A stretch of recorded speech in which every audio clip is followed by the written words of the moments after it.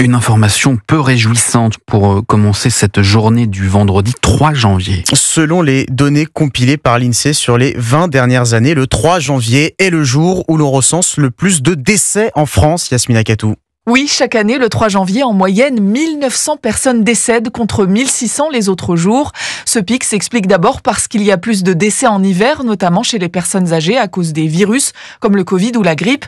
Mais ces décès du Nouvel An auraient aussi une autre explication, détaille Chloé Tavant de l'INSEE. C'est un jour qui suit les fêtes de fin d'année, Noël et le jour de l'an. Notamment, on peut penser qu'il y a des facteurs de nature psychologique qui vont jouer derrière, qu'on appelle report de la mort d'une personne qui serait malade ou en fin de vie et qui pourrait retarder l'inévitable pour profiter d'un moment de convivialité en famille supplémentaire. Par ailleurs, le jour de votre anniversaire est aussi l'un des jours les plus meurtriers de l'année. Ce résultat a été appelé le birthday effect ou le syndrome de l'anniversaire.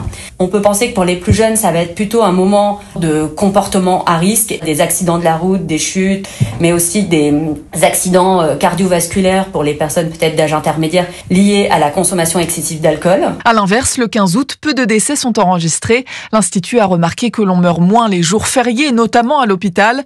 Cela s'explique parce que moins d'interventions chirurgicales sont prévues lors des congés. Yasmina Katou, spécialiste santé à la rédaction d'Europe 1.